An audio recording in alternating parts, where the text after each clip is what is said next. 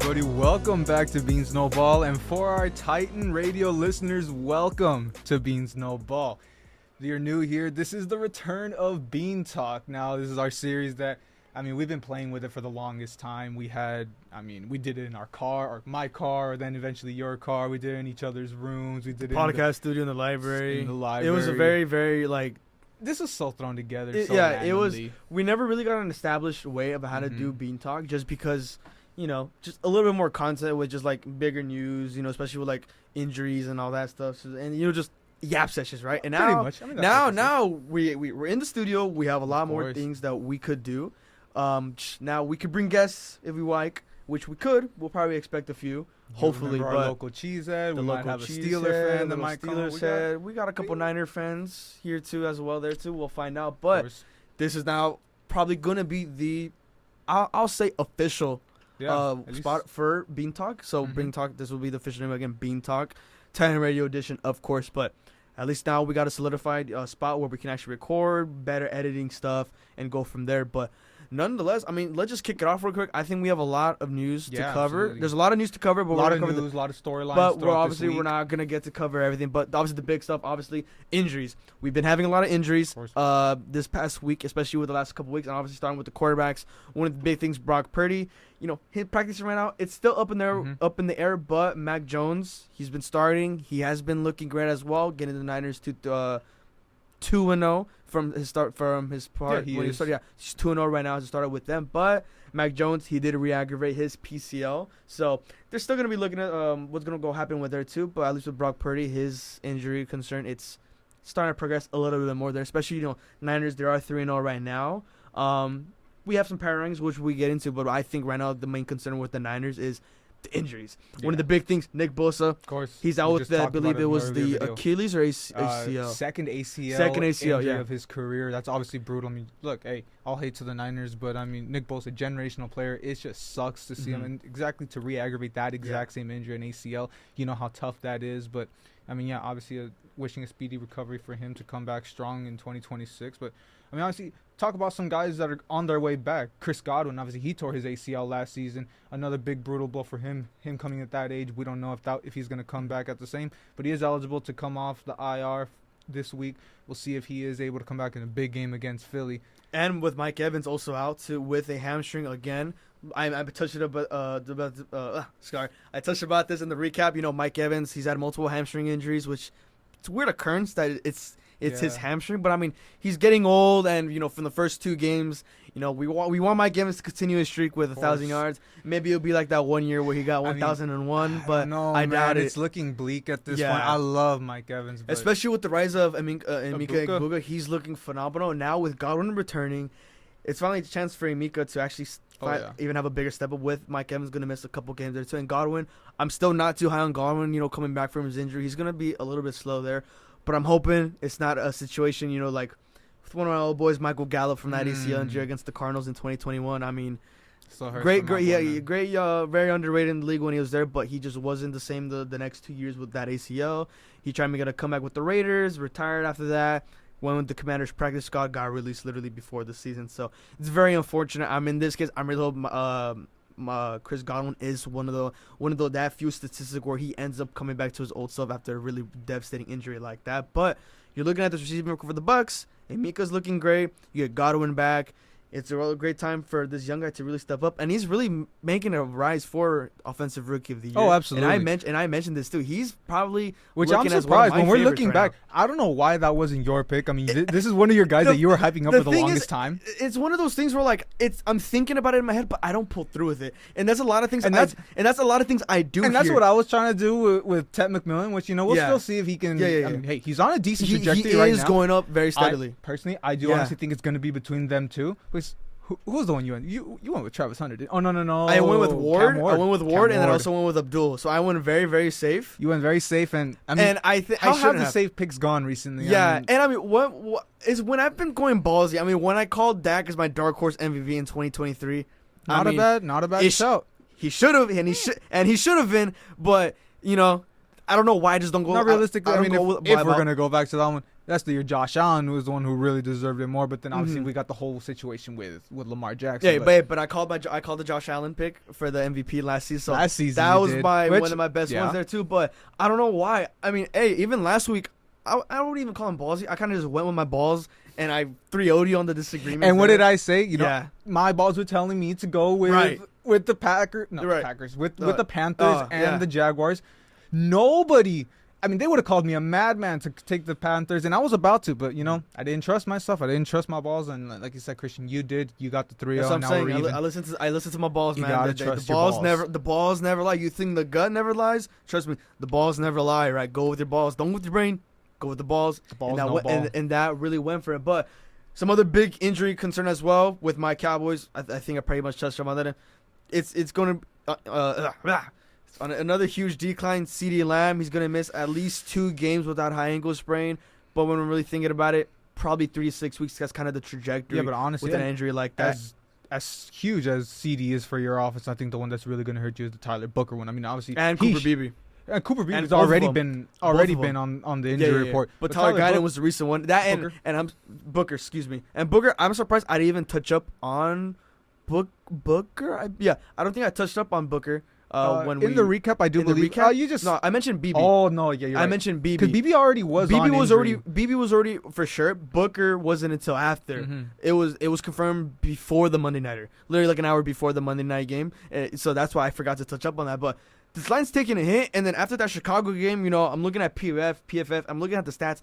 That O-line was horrible. That whole game. It was extremely horrible. You know, it didn't help with BB being out, and then now that Guyton's out, he's been having a pretty okay games, especially against Philly. He was great. The Giants game, I mean, that whole O-line was chopped, but now it's tanked even worse. Now with CeeDee out, not only that, but now it's going to be Pickens is going to have to step up even more. And our other 2 receivers, Jalen Tolbert and Kevontae Turpin, it's going to be another big issue for that.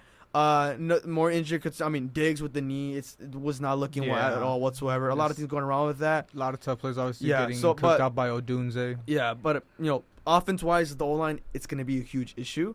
Receiving cores, I mean, Pickens again. Pickens again, he can only do so much, but Jake Ferguson did have a little rise against that Bears game, so at least he's coming more into rhythm now that CD is out. But, I mean, a lot of things there, too. I mean, in the running back side, I touched on it, Tyrone Tracy. I mean, that we touched on that. But it is big, 2 to 4 weeks, officially 2 to 4 weeks, scattable time. And after that game against the Chiefs, with how angry it runs, I'm low-key kind of excited to see scattable. I was just playing about it, saying that it was scattable season. I mean, during the draft, how much was I saying, oh, this is where scattable is going. This is where, you know, if you need a running back, the Cowboys specifically, I was saying Cowboys should have been someone to pick up scattable. It would have been such I don't look that crazy now. It would have been such a Jerry pick. But it would have been so it's not a Jerry pick because that was a good pick. That's true. And what's funny about the pick, right? We see how Emika's doing so good so far, and I even brought it up in the group chat why the heck we didn't pick up Mbuka, because he was right there. But Mbuka went all the way until in the 20s. That's what I'm saying. And we had a mid pick. I mean, we had a mid pick. Not mid as like Booker's mid, but we had a mid position. Were you not picking 12? That's right, where you got Booker. Yeah, 12. No. Yeah. But still, you were in a good spot to get him. We were in a good spot. And I'm not mad about the Booker pick, but he's injured. Which is irrelevant. But I think you're good. No, I don't. I realistically, Emika, I mean, you already had. No, well, at that point you didn't have Pickens yet, but you're right. We did not. We got him the month out. We got him a couple weeks. Until after. But the point is, I don't think receiver should have been a concern from the start. And even though we were mocking Golden. As your pick, both of us. And watch Golden have a career. Nope. As of now, watch Golden have a career game next week. Without chop that secondary is. Okay, with that, fair. But, I mean, I realistically, I'm glad the Cowboys didn't take a receiver. I think Tyler Booker. We both had a goal. And I know Booker is looking, obviously, the injury, just unfortunately he had to get injured that quick. But it was a smart pick. You guys needed to shore up that O-line, especially now we see, the struggles you're having. It was smart to get him. He's hurt right now, but he is going to bounce back for that. But, I mean, close out a couple quick ones. I mean, Nolan Smith going on IR for the Eagles. Obviously, that's going to be huge. He obviously, been a huge part of that defense. And Xavier Worthy, obviously, only playing one play in this season, dating back to the Brazil game when Travis Kelce took him out. He is tracking to play this Sunday, so we'll see, obviously, a huge game against the Ravens to try to avoid going 1-3. But let's go into some of these topics that we were really trying to get into. And I think one of the biggest storylines going into the season, it is Jaxson Dart season in New York. Now, I mean, Christian, I don't know what you're thinking about the 26th overall pick in this draft. I mean, what's your take on it? Well, look, I told you it was only going to be a matter of time. We were in full agreement. But you, I remember you specifically said it was not going to be that early. It's week 4. I didn't expect it to. Yeah, that's exactly what I expected. At first, I wasn't expecting, but okay, then you saw the play. You saw Russ's play against the Chiefs. I mean, at that point, everything switches up. I told you exactly, right? With this Cowboys defense, we can make a mediocre quarterback. Look, Russ, right? But look, the thing I would give about Russ is like he's known for owning us. So it would make sense why he popped off against us. But with that secondary, and then you see what Caleb Williams did, right? I'm calling it right now. Watch next week. He's not going to put up that performance with a defense, at least a mediocre defense. This Cowboys isn't even mediocre. This is just horrible. This is just a horrible defense. Like Matt Eberflus is freaking Pullick NAU of Texas right now. But after that game, and then you see the Chiefs game, I mean, that was like Dable had to make the call, especially with him. I think you just look back at that late 4-down territory, those 4 consecutive just brutal overthrows. Yeah. I mean, that's what did it. Let's just be honest. That was the last one, the last draw he was going to get. And also, being realistic, I mean, sure, you know, the Giants, they're not serious right now. They're not win-now mode. They probably could have stuck Russ out. But at the end of the day, Brian Dable's playing for his job. I mean, he's coaching for his job. It really is kind of a desperate move. Just try to get out there, try to do anything to save his job. And, I mean, we're setting Jaxson Dart up for absolute failure right here. I mean, you see his first 5 games. Yeah, they're opening up his first career start against the Chargers, for obviously against a formidable defense. Second game, Saints. You know, obviously that one. Honestly, I would expect him to take a win there. But after that, Eagles, Broncos, and Eagles again. I mean, could you ask for a worse? The Eagles. I mean, he's gonna do the Eagles. But can we ask for a worst first 4 defenses? And even on top of that too, Malik Neighbors is like managing a toe injury right now as well, so it's still day to day. So he might be without his one receiver against the Chargers. Yeah, because you're looking at this Chargers team. I mean, 6th offense and then 8th in defense for this Chargers team. I mean, like he's getting set up, but it's definitely gonna be a game to watch to see what Jaxson Dart has. And that's why my thing is like, why aren't you waiting until next week? Get him an easy game against the Saints for his debut. Get him some confidence, because then, I mean, after that, you're gonna see the Eagles twice in 2 weeks. You're gonna see the Broncos, obviously one of the strongest defenses in this league. I'm just saying, you're just setting him up setting him up for failure. I would understand why Dable decided to make this move, because he's coaching for his job. Yeah, not even that, but like I mentioned, the Chargers, they're top 10 in damn near every category on offense and defense. Maybe he wants to see Jaxson early on against a very tough opponent. Sometimes that may work. Look, for most cases, right? For most cases, sure, yeah, it's a great idea. But this is the New York Football Giants we're talking about, so that's maybe why I would get in a little disagreement here. But we saw the Raider game, right? Second half, that Raiders defense was actually putting up a fight against that Chargers offense at the beginning to set up that Raiders offense, but they just couldn't go forward. The Raiders defense, we see the Raiders team, we see the team that they are. They were able to stop the Chargers in the second half to give the team momentum. This Giants defense, that pass rush, it's a very good pass rush. And I think it'll be a great tough battle for that Chargers O-line. Especially we saw with Jonathan Cooper and Joe Hall. They were letting up pressures. They let up a sag. I mean, I touched it up in the recap. But this Giants pass rush, when you got Sexy Dexy in that lineup as well, hopefully Abdul Carter finally makes a little bit of a resurgence there. It's going to be a close game. It's definitely not going to be a huge blowout with the Chargers absolutely go ballistic. It's going to be a great game. I'm going to think Jaxson Dart on his first debut. It's going to be a little shaky at first, but he's going to pick it up. But it's really going to be about the defensive. Yeah, and I absolutely agree with you there. And I think Brian Dable, I think this was a great decision. Okay, I understand. Like, I mean, to me, at the end of the day, I mean, I'm rooting for him. I think I want Jaxson Dart to succeed in this first start. But I'm just going to go back to, you're setting him up for failure to start right off the bat. I understand. I'm not disagreeing with you. That's pretty much what it is. I understand the point you're making to start him off against a formidable opponent and see what he can do against a team like that. But also, I mean, this is the NFL. Let's just be completely honest. This isn't college. This isn't Ole Miss. You're getting put up against the best of the best. And that's why at least, and even though it's not a cakewalk, put him up against the Saints to start. Just ease him in. I mean, same. I mean, you see in college ball, you're playing against Central Michigan Tech State of the blind. I mean, come on. I mean, starting your first 4 weeks against those FBS schools. In a way, he's still in that college mindset. Just ease him in a little better like that. I mean, I think anyone would have expected that. Seeing that Saints game on the schedule, that probably would have been the smartest move. Yeah, honestly, you can look at this both ways. There's very good points you can make on both sides of the ball, but a lot of people would expect this Chargers game to just swamp it out. It's not. I know Jackson's going to put up a fight. It's going to be a great fight. Absolutely. Even if it comes out a loss, you'll see the potential he have, and he is going to be the remainder. He is going to be the remaining starting quarterback for the rest of the season. There's already talks, even little rumors, even things that Russell Wilson could be on the trade block. There's nothing official yet. We're still waiting to see on that, but we know there's a lot of teams out there that could really use a quarterback like Cincy. But now moving on with the next topic, and this one, which Shane Waldron. Now, he's the pass game coordinator for the Jaguars. When you got a guy, Brian Thomas Jr., who had a great rookie season, and the Heisman winner, Travis Hunter, who, and I would say, is playing majority of his snaps on offense, 59% compared to his defensive stats, defense too, 47% on defense, and then the remaining 4% on special teams. But he did play majority snaps on defense last week, but he is playing majority on offense. You got two guys of that caliber. And Brian Thomas, he's not having a good season whatsoever so far. Absolutely not. And you can put most of this on Shane Waldron, but he's also dealing with a lot of drops. Brian Thomas Jr. We don't know what's going on. If this is an early sophomore slump that's just building up right now, or just whatever scheme that Shane Waldron's running up is not working at all whatsoever. And then T-Law, the interceptions, he's turning the ball over. It's not looking well. I mean, whatever he's cooking up is definitely not doing well. I'm surprised they're even still. And it's obviously in these not games. all on Shane Waldron. This is just obviously a piece that I did the research on, going back into his prior jobs, because obviously looking at that, he's only the pass game coordinator. Sure, obviously he's not the OC that gets the real nitty gritty of it. But was the OC for the Seahawks and Bears. Liam Cohen being the main play caller, of course. But yeah, as I said, I mean, I'm looking back at his last couple of jobs, obviously.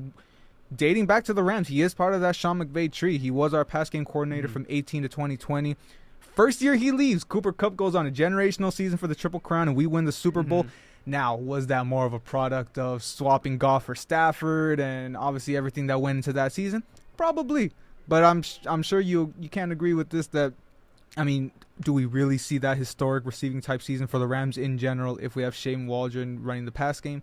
Probably not. Now, obviously, like you said, the Seahawks and Bears. He was the Seahawks OC from 21 to 23 right after he left the Rams. JSN.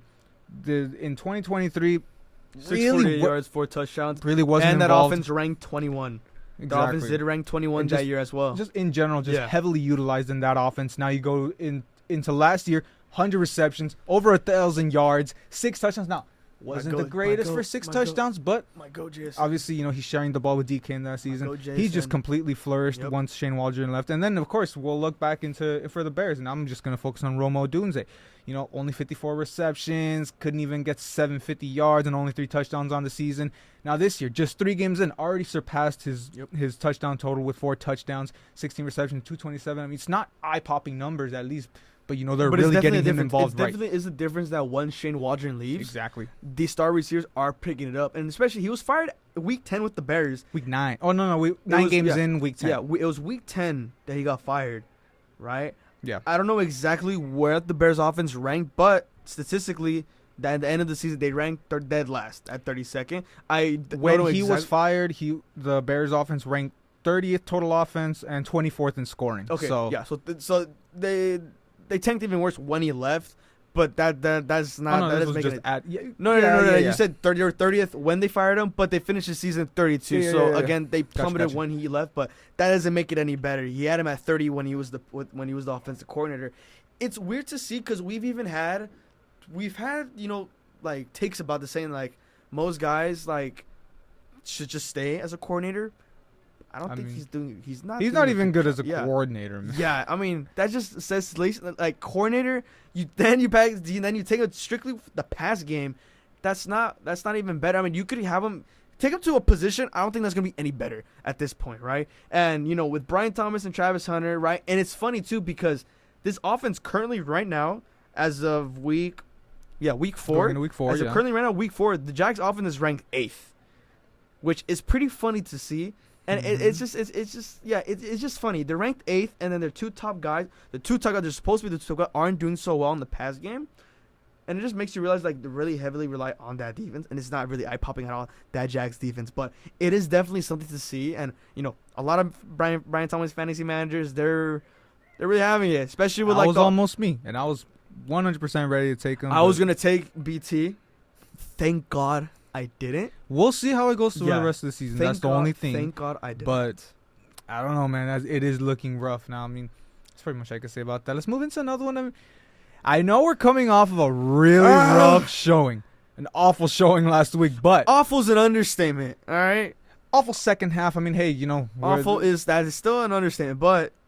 Awful collapse. Yeah. I mean, still... I mean, you know, you take the defending champions down the stretch like that. I mean, you know, not bad, but yeah, not the great showing. But, silver lining, Puka Nacua, the type of season he's on, just a generational run, leading the league in receptions just to start going into last week, and obviously holding that title right now, 29 receptions. Currently on pace to break the single season record that Michael Thomas set back in 2019. And first in receiving. I don't know if you I didn't write that one down, but he's first in receiving. Hey, with let him go off for the triple crown like Puka at this point. He is on pace for the triple crown. But yeah, I mean, at this point right now, he is on pace to break Michael Thomas's record. He is at about 0.3 receptions higher than him. So I mean, and of course, let's not forget he does have that 17th game in his back pocket. So we'll see if that ends up working to his advantage. But I mean, going into the season, he's finally the fully uncontested number one option. I know last year we kind of already knew he was trending towards that with Cooper Kupp already pretty much on that downturn. But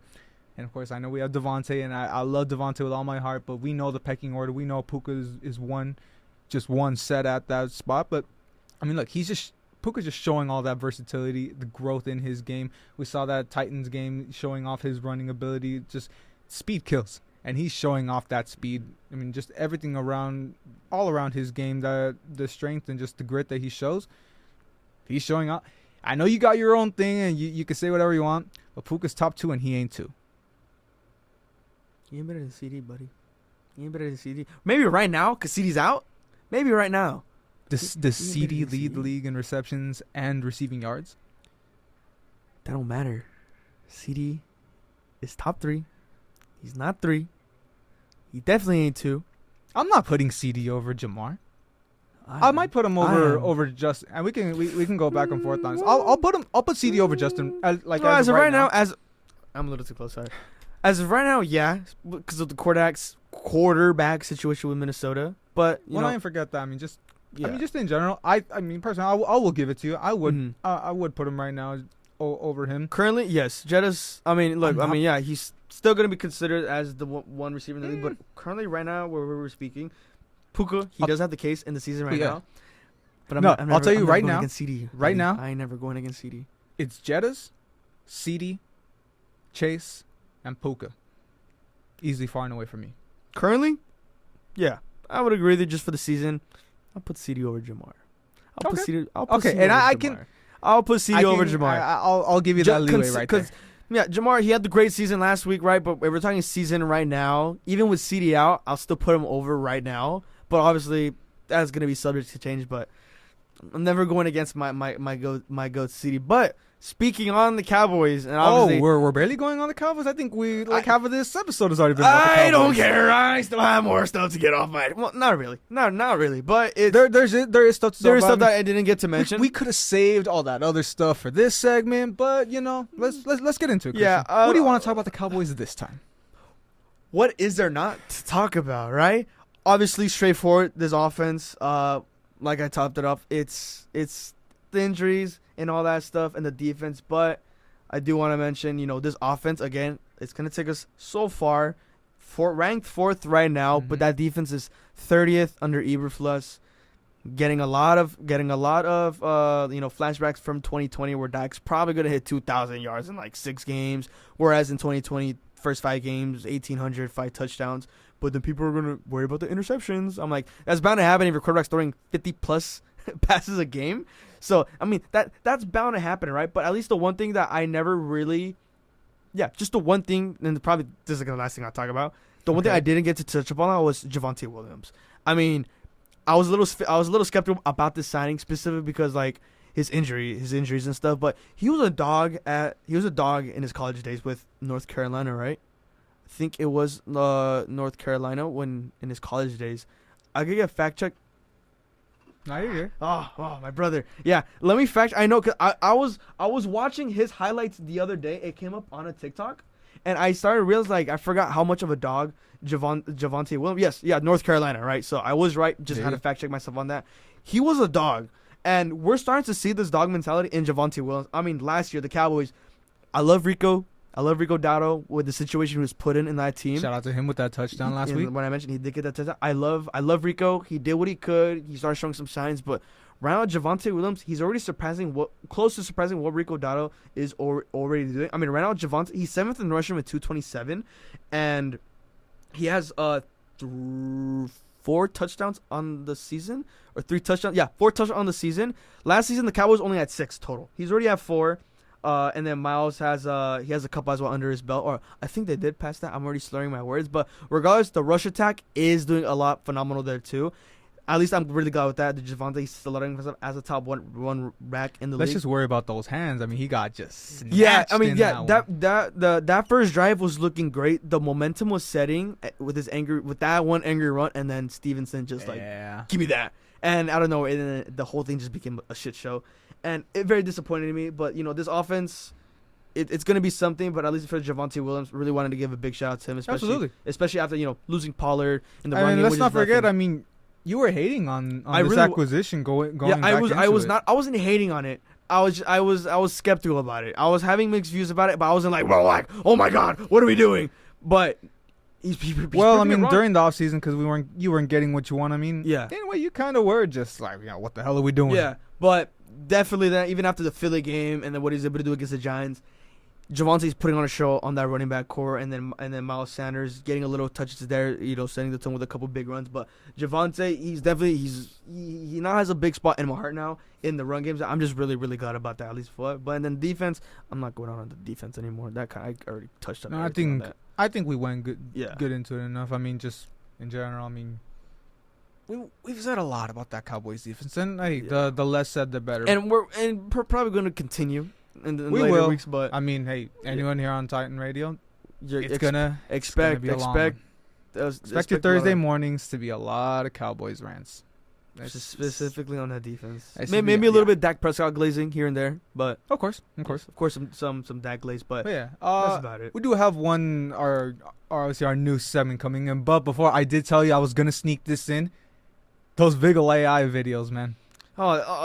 Yesterday, dude, I didn't even. I sent you a couple. I didn't even send you all of them that were. I had back to back vids on that. Exactly. Bro. Oh my. I mean, we got the Derrick Henry ones. We got the Jamar ones after he went. The Chase Brown. Malik Neighbors. Which screw Malik Neighbors only getting me 3 points. I got lucky that Lamar Jackson clutched up for me in that last garbage time drive. But I mean, God bless AI, man. At least in that sense. In this sense, yes. But the one was like the coffee shop one. I hate that one, bro. I can't stand them. It was like I hopped to a it was specifically the Chase incredible ones. No, the credit part. The Derrick Henry, the credit part. The Derrick Henry one. The one, the coffee shop with Chase Brown, and then there was another one. It was the clap one. What song? It was a Spanish song. It's a very popular Spanish song. I forgot the name of it. I wish I could just grab that up right now, but no. I mean, whoever knows what we're talking about, if you're on NFL TikTok, you will know which one was like. It's like you starting off clapping, and then it cues to like the instrumental of the Spanish song with that bit.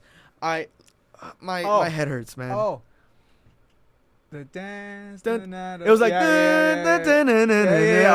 See, now it popped into my mind. There you go. I knew it, but I was trying to figure out the song. But yeah, I don't like my feed. I hate that. It's just. I mean, I'm resting, and it's just I got like 8 straight videos. I'm like, I'm not sending 8 straight, dude. Especially with the Vigil ones. And to think, man, I mean.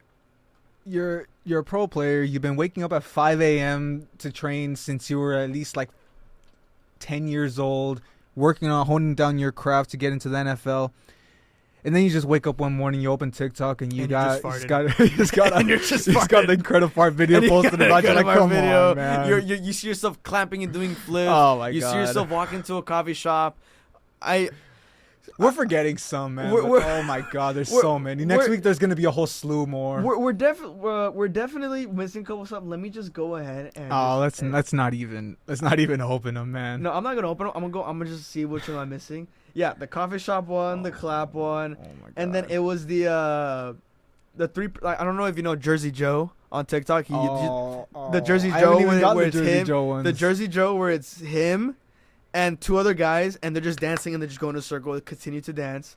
Completely forgot about that. I love Jersey Joe. Oh my God. Yeah, there's that one. Yeah, it's the ones where like dance if you're, and then it's like the caption, right? Mm-hmm. It's definitely three of them: the Jersey Joe and the coffee shop, the other ones, and just a lot of dancing ones, and a lot of very niche ones.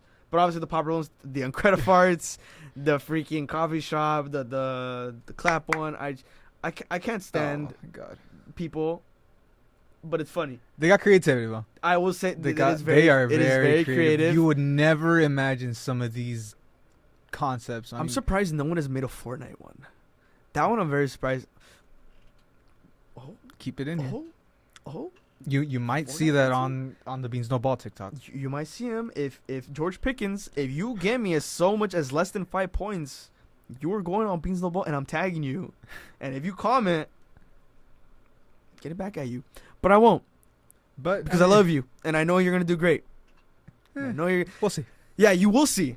We'll see. When he cooks Kason Nixon for 200 yards and 2 touchdowns, we'll back. We'll see here. At my place. Huh? We'll see at my place Sunday night. I won't be there because we're gonna be blown out and I'm gonna go home and cry and sleep. You're gonna be there. You're gonna get stuck there. But okay.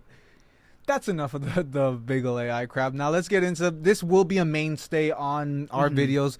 Weekly power rankings. Now let's just get started. We'll go from 10 to 1. Yeah. We'll just mix off. I mean, if you want, I'll let you. Let's just get right into it. Who's your number 10 team? We'll go quick on. Well, not quick, but we're not gonna drag this out too much. We got time. We have time. But at 10, and I was right. the 10 spot was between 3 teams, right? Okay. And you might call or do you wanna throw in some honorable mentions to start? Some honorable mentions, right, that I did leave out. The Ravens. Okay. I did leave out the Ravens just because, the not being able to finish the games, Derrick Henry the fumbles, the offense not being able to go. Commanders, I did leave out as well. Okay. Those were the 2 teams I was really, really aiming for. That's really about it. Just the Vikings and the Commanders. But starting at 10, maybe recency bias, but the Vikings. Okay. I'm not mad about that. Yeah, I have the Vikings at 10. So am I going 10 to 1 or are we going to we'll swap off. Oh, we'll swap off. So 10, 10. It'll go 10, 9, 10, 9. and I'll go 9. Oh, so it'll go like we'll snake it. 10, 9, 9, 8. Yeah, there we go. Okay, there we go. So, yeah, all right. I got the Vikings at 10, right? Sure, the offense is sitting at 27th, but their defense, especially with Isaiah Rodgers having a great game, and Brian Flores finally opening up that playbook. Sure, was it against Cincy? Yeah, whatever it is. But he showed out. We took Cincy in that game, man. Yeah, we took Cincy in that, but they showed out. But the Vikings, that defense is going to take them far. And if Carson Wentz, if he can stay consistent, it's great too. But I got the Vikings at 10. Okay. And, I mean, I'll tell you too. I mean, some of my honorable mentions, I mean, I was close to putting them. I mean, the Seahawks and the Vikings, of course. I don't have them in there, but I did. Yeah. They were in my honorable mentions. I don't know why I didn't think about the Seahawks. The Commanders too. They haven't shown enough for me to sneak in, but they're definitely. I mean, to call it the top 15. The Cardinals too, right? Oh, absolutely. The Cardinals, right? Oh, yeah. I was thinking of one, but I was thinking about getting the Patriots in there. I'm not mad about that. Maybe the Raiders. But okay, so my number 10 team, I'll hate to do it, but I'm gonna give it to the 49ers. I mean, I know as a 3-0 team, some people might think it's low, but I mean, let's just be honest. The talent on the field, it's just not there just yet because of all the injuries that they're suffering through. But, they're playing through it. And that's what matters right now. Mac Jones is holding it down for now. We'll see if Purdy gets in there now. And if, obviously we'll see the type of game they have, obviously, against the Jaguars. We're still waiting to see, what kind of teams these are. I'm giving them some leeway right now, even as a 3-0 team. I'm just keeping my eye on them right now. Yeah, well, for mine, I have the Niners, so we had to swap. All right. And I'm not even going to elaborate why at 9, but you covered exactly why. Mainly because all the injuries they're dealing with now with Mac Jones having this recent injury and just everything that's going on. Jawan Jennings, he's looking close to the recovery, but it's still to see what's going to be up with that. But mainly because of the injuries and just like the little slow starts. But I mean, they're top 10, right? I mean, the defense is putting them through at 4. The offense is at 7. So mainly because of the injuries is why I had them at 9. Mm-hmm. And I was thinking between Vikings or Niners with the 9 or 10. But because the Vikings just and it's funny too because Niners 7 on offense, 4th on defense, right? And then the Vikings 27th on offense and defense. It wouldn't make sense if I had the Niners 10 and the Vikings at 9. So that's exactly why I did that, right? And number 8, I have the Colts. Okay. Well, I'm sorry. All right, you got. But yeah, okay. So I mean, was it not my turn to? Oh no, I didn't get to do the 10-9. I haven't done 9 yet. Oh, you're good. Right. You're good. You're good. Well, I'll do that's 9-8. my Colts team. We'll go for it. Yeah, I'll let you explain your. I'll let you explain your 8. But let me just go 10-8. Yeah. 9-8. No. I have number 9. I got the Ravens. I know you just let them out, and I know they're 1-2. I know it's a losing record. But at the end of the day, I'm not going to fault them too much on the Derrick Henry errors. I think, obviously this is still one of those top teams in the AFC. Let's also not forget the teams that they've lost to are the Lions and the Bills. And I know it was a huge collapse against the Bills in week 1. But they're Super Bowl contenders that they just lost to. And obviously the Browns, they played a top defense, the top defense in the league right now. So you look at the opponents that they're playing, and not forget, they put up 44 on the Browns, and I know it wasn't all on that defense. I know it was short fields and all that. You can't really fault that on that top defense, but I'm still gonna give the Ravens a good leeway. We'll see another huge task against the Chiefs this week, so we'll see how they end up moving. But at number 8, this might surprise some people, but I'm gonna put the Lions down here at number 8. So of course, a 2-1 record. They're obviously bouncing back very strongly from that Packers loss in week 1, but I mean, I still got some teams that I mean, we'll have some explaining up on top, but I mean, I think it's just top heavy right now in the league from the teams that we have, and from the looks of the Lions. I mean, Jared Goff's obviously on one. Amon-Ra has just been insane. I mean, I don't know how we haven't thrown him into those top wide receiver conversations. I mean, he's top 5 for sure, but I mean, obviously the run game with Sonic and Knuckles, it's just everything's humming for them. But I still got some teams that I'd put on top of them. Do you want to guess who I have at 8? Gee, I wonder if it's Indiana Jones. Dang, dude, how'd you know? Yes, I have the Colts at 8. Yes, they're undefeated. Maybe they should have been higher, but, I'm still putting them in the top 10. But obviously the main story everyone keeps saying is they haven't played a top team so far, right? But Jonathan Taylor, quietly leading the backs and everything, has been having a great game on the run. Michael Pittman's finally looking like the receiver that he should have been, like he once at USC. His connection with him and Indiana is looking great. The defense, they're going to be without Kenny Moore, but they still have Cam Bynum, one of the great guys on that defensive backcourt. They're showing out, and they're consistent on both sides of the ball, and they just put in once so far this season. I think it's just been once, right? Last week they punted. Well, I know they went 2 weeks without punting. I don't remember how many they punted last week, but yeah, I mean, that's all you gotta know. But yeah, regardless, they punted for the first time in week 3, right? So they're consistent, right? This is why I'm putting the Colts. I would want to put them higher, but just because of like who they played, I'll put them low. But still got them at the 8th spot. As for the 7th spot, I got the Packers. Okay, 7th spot, I got the Packers. Yes, they had a rough showing against the Browns. They had a rough showing against the number 1 defense, and this is now with more field position compared to the Ravens, where they actually had a little bit of them, right? But you're forgetting, right? Yes, it's the number 1 defense, but the Packers also have a great defense. They're number 3, so they're not even that far from the Browns. Like I've been mentioning, Kason Nixon a little bit more. He was a little shaky, don't get me wrong, but he's still great on that front 7. I'm not front 7, excuse me, the defensive backcourt. They still got Micah. He's still being able to generate the pressures and get to the quarterback when he really needs to be. Hasn't been getting as much sack as he wanted to, but at least the pressures, it's been there. Defense is great. And the offense is just Jordan Love. When he does go up against a top defense, he's going to need to lock it in. And I think after that Browns game, a lot of teams are going to get to Jordan Love early, and you're going to see he's going to start to fold there too. But mainly because of this defense is what I'm going to put him at 7. Yeah, and let's not forget they faced the top defense in the league. That's the one thing that you're going to say. I mean, sure, call it, you lost to the Browns, but let's not take that defense lightly. Now, my number 7 is also the Packers. Now, I have the Packers just above the Lions, pretty much just because of that week 1 result. That's my only real difference with these two teams. Obviously, both 2-1. The only fault you can give the Packers right now is losing to the top defense. Honestly, I could echo pretty much everything you said. I still think Jordan Love has, shown obviously that week 1 performance was phenomenal. Yeah. Everything about this team, I think the only thing you really wish you could see is get that receiving game more involved into your receivers. I mean, sure, Tucker Kraft had a phenomenal Thursday Jaden night. Reed's still going to be out, so that...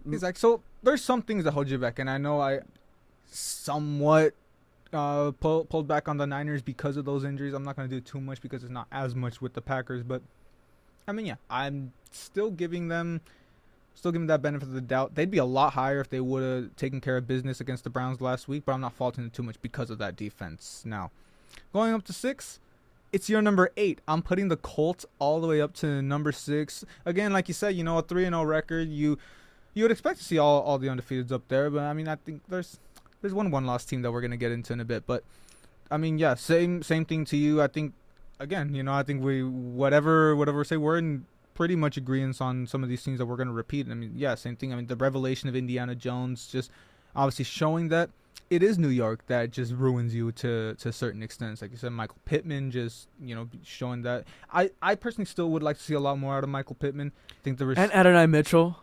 Go Adonai Mitchell, please. When is he going to do something? What does he do? Nothing. But I still have faith. Throw on the jersey. It's about all he does. Have faith and goes out there and does some cardio. I still have faith in my Texas boy. It's okay. It's only a matter of time. But, yes. I mean, my same point, Michael Pittman. By all means, I mean, and Tyler Warren. Tyler Warren too, which, he, even battling injury throughout this, I mean, still showing this is one of the guys that I wanted the Rams to pick up. But, obviously there's a reason he went so much higher. But, yeah, Colts are my 6th team. See my 6th team's the Bucks. Okay. I got the Bucks at the 6 now. Okay. I know I'm beginning to lie to the statistics in this, right? But they're pretty average on both ends, right? 15 on offense, 12 on defense. But when Baker freaking Mayfield is trailing, that is it. He turns into prime Tom Brady.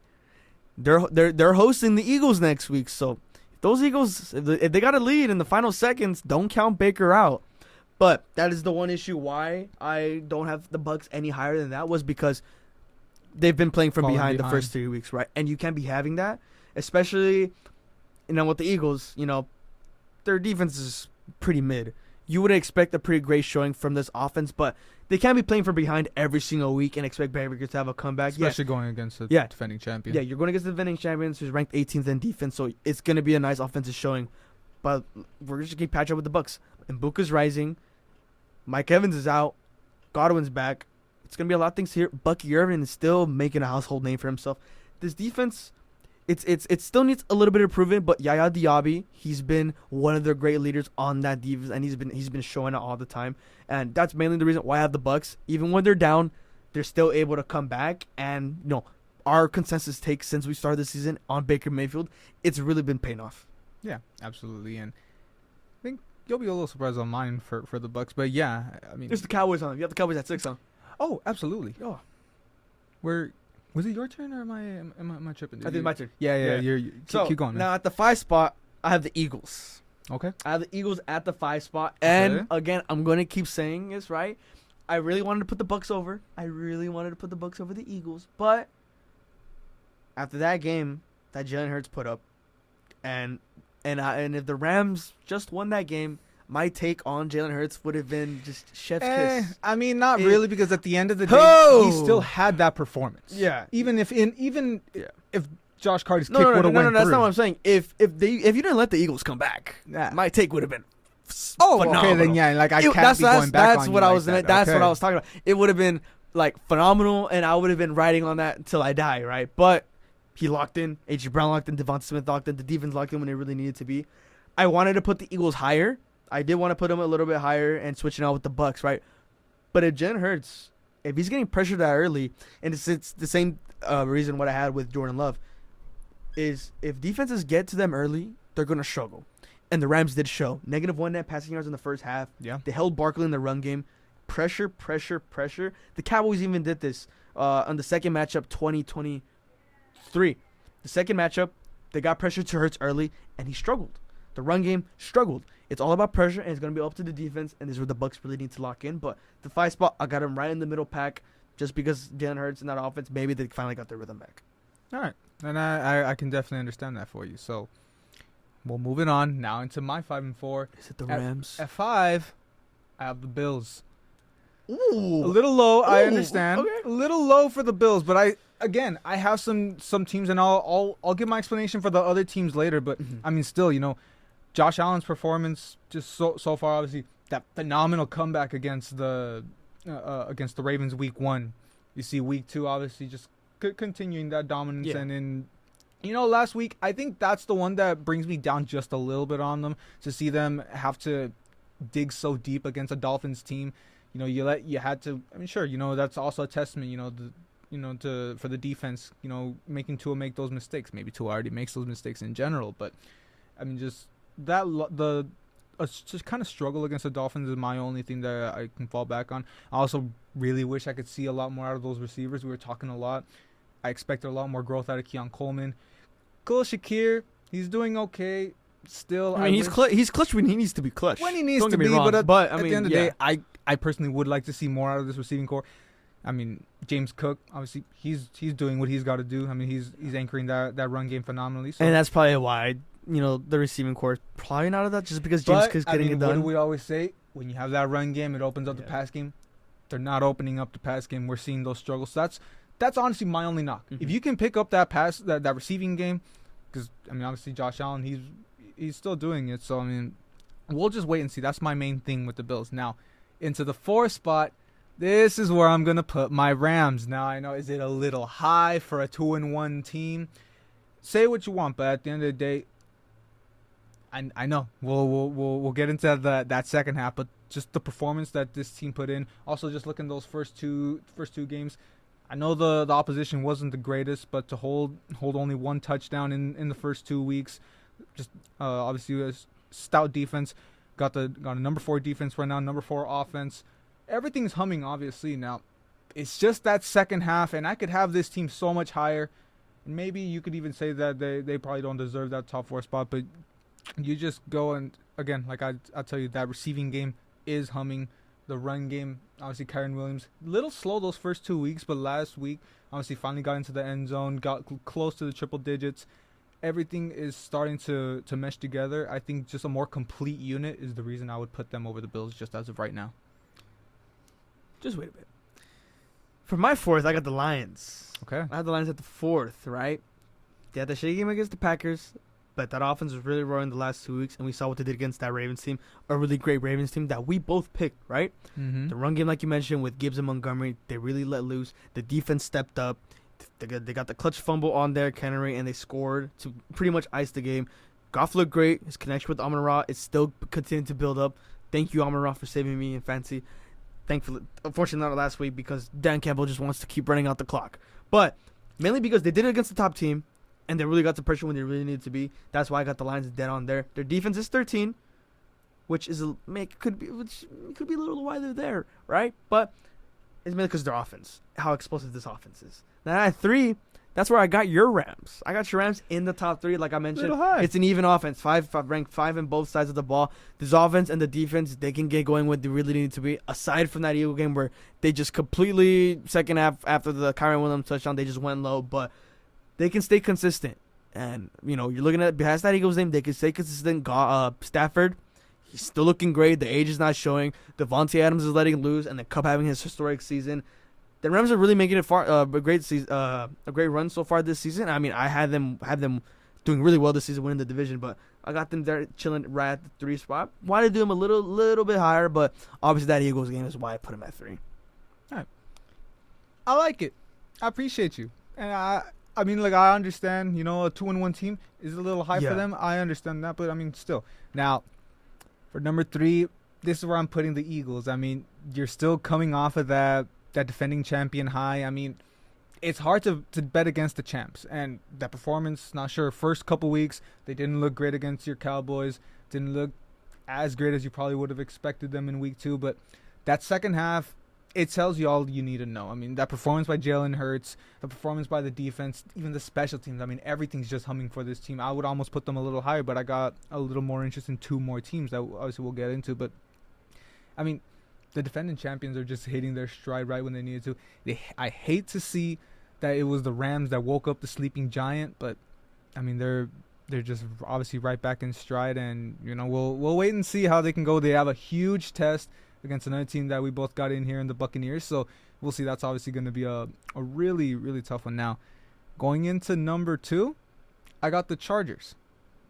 A team that obviously we both expected not much from them this season. I mean, we saw the Rashawn Slater injury, thought that O-line was going to struggle. And sure, we've seen some struggles from the O-line going back to last week. And like you said, that the way they finished that Raiders game wasn't the best. But, I mean, Jim Harbaugh got this squad playing. Justin Herbert, like I said, arguably the MVP frontrunner as of right now. I mean, the only thing you can knock them on right now, Lad McConkey's lack of production. And, of course, Omarion Hampton, I mean, you would wish to see him do a little more. But he probably is going to get to carry the rock a lot more now with the unfortunate Najee Harris injury. We'll just wait and see. But, I mean, 3-0 in this division to beat your 3 divisional opponents. I mean, what more can you ask? I also have the Chargers at 2. I figured. And that was mainly why, right? And I didn't put them any lower just because of that. And it sucks that I'm eating my words, but I'm just being objective. And this is just a fact. Justin Herbert is having a great season. I mean, I had him low, did not expect that, but these 3 weeks he has been proving me wrong once again. But I still keeping an eye on him this early in the season. But without a doubt, he's been doing great there too. But mainly that Raider game specifically, right? I keep mentioning it. That Raider, I mean, really, if the Raiders' offense was just a little bit better, it would have been maybe the first loss, right? But unfortunately, hypotheticals, right? Can't get past that. But because the offense and the defense, they're consistent. They got where they needed to be. He's firing on all cylinders. It's really just all now Omarion Hampton to see what he's really got now that he has the official starting role. Now, at my 1 spot, I have the Bills. Okay. And because it's Josh Allen. He's the MVP. He's the MVP for a reason. Of course. Right? And at the 1 spot, after that Dolphins game, I was thinking exactly, should I really do that? I mean, I did it for the Rams because of that Eagles game. Why I had him a little low like that, so it wouldn't make sense. But the Bills, at the end of the day, it's Josh Allen. Of course. He's going to get it done. And your running back, James Cook, which you already touched up upon, he's having a phenomenal season too. It's not like a JT phenomenal season, but he's still he's putting up a lot of things on the ground game. Doing and it even on my fantasy team. Yep, there you go. And even like you said, great run game should open up the pass game. James Cook is still doing everything. And the defense, it is ranked 9, but it's still explosive. They can still get the stops when they need it to be. And they're just firing on all cylinders, right? It's Josh Allen. He's going to put this team on his back regardless, even though the offense can't get it going. And then James Cook, it's going to help him even more. But I would want to see him a little bit more from Khalil Shakir and Keon Coleman just to get the pass game just a little bit more going. Hey, but for James Cook fantasy owners, I mean, better for that. But those are my 1. Yeah, I like it. And you might be a little surprised on this. I think you already know if you know the teams that I left off right now. I got the Buccaneers at number 1. I'm seeing, obviously, just what Baker's doing in general. I mean, we talked about Justin Herbert as an MVP candidate. We can't leave Baker out of the conversation. Mm-hmm. He's obviously playing phenomenal. Ibuka. I mean, I think everything that you've already touched on, I just don't see them having to come back late as too much of a detriment. I see that as a testament of, how gritty this team is and being able to pull these games out. I know it was against Houston, not a great team, against the Falcons. Well, the jury's still out on the Falcons. We'll wait and see. But the Jets, again, we'll see. I mean, it was just a bunch of gritty wins. We'll see how that comes out. But this week, like I already mentioned, that game against the Eagles, that's going to tell us a lot. Very good chance the winner of that game ends up in my number 1 going into next week. But obviously, that'll come back when we get into next week's Bean Talk. Now, some solid sub 10s. I think it was a little surprising. Roughly similar. We have 2 agreements, 3?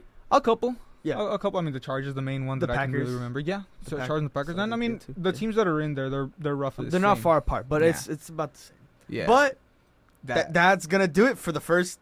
Well, let's just sneak something in real quick. I know we're actually more Cowboys long. Oh, okay. We're running a little long. Let's be honest, but I mean, we have to get our Thursday night pick in. Seahawks. We got to see. Okay. I get. I mean, yeah. Let's just be honest. I mean, there's not much to say. I mean, yeah, I'll take the Seahawks. I have the Cardinals as a playoff team, but obviously, like we've been seeing, I mean, defense. The Seahawks defense. Jaxson, I didn't want to admit it, but yeah, the Seahawks defense is looking pretty solid. We'll wait and see tomorrow, or I will at the time this video's out. There. While you guys are listening later today. We'll wait and see how that game goes. But I mean, before we go, I'm gonna leave you guys with a little tidbit. I'm gonna leave you guys with some free game. on Prize Picks. Listen to this one. Listen to this one. Be sure to go on there. At least as of recording. You can get your free Jalen Hurts over 0.5 yards. Shut up. Shut up. First play of the game. Your free 0.5 Jalen Hurts. Got to throw that in. Take the Jaxson Smith and Jigba touchdown. It's a demon. It's going to give you some extra. Take that one, actually. Yes, that one's a good one. Take the under on Marvin Harrison Jr. He's at 47.5 yards. It is low, but he's going to go for 67. That defense, I'm believing in him. And, of course, one last one. Amari DeMercado. He's the second string running back now with James Conner out. He's only set up 14.5 yards. He only needs to break out 2, maybe 3 5-yard runs. Shoulder injury in the second quarter. He's going to get it. A $20 bet for this one gets you $270. So damn. Go make that money. I might actually put this one in. You're not winning, pal. Today. I'm getting this paid. So I might be jinxing you because it always happens when I talk smack. So thank me later. So we'll see. I will be betting. I will be. I'm gonna put this bet in right now, and we'll see who gets it. We'll see. We'll see. Definitely not me. I've had my fair share of wins already. I cashed out. I got hungry, and I. Good for you though. Yeah, I had my fair share. I mean, my first win of the season was a tennis parlay. I was down in the dumps, bro. Hey, $30 is $30. $30, and then I did win 58 last week. Stack that bread, but I mean, I think now that is really gonna do it. I know we thought we were gonna struggle to hit our mark, but I mean, I think we went past it, especially with the requirements that we need. But we definitely did talk a lot. This is exactly what it's gonna be a lot. But yeah, this does wrap up the first official episode of Bean Talk of the new season in the new official setup / Titan Radio. Of course, everyone watching us, listening to Radio us. Talk. Listening to radio. We'll figure out a name. We'll figure out a name. We'll figure it out. We gotta keep the tradition. We already got all this going, but of course, it's a new era going on Titan Radio. We appreciate anyone, any of our classmates listening to this. And if you want to get a video version, see how check us out on YouTube and just give us a sub. Check out our recaps on every game. Be sure to go on YouTube at Beans No Ball. We're on all platforms on TikTok, Instagram, post some football news on there. So Spotify now too. We are on Spotify if you want that audio only version, maybe not on a Thursday morning. So for you old heads out there who like working, maybe. Yeah, maybe we got any old heads. Pop us in the gym, on that rough commute to Fullerton. Yeah, or like just pop us in on the audio, or like on the toilet, just ripping sometimes one. you just need those awful takes. Like I gotta poop, but showering. I gotta listen to Beans No Ball. Yeah, absolutely, man. Of course. We appreciate you guys for tuning in on this one. Thank you guys. We will see you for the week 4 recap.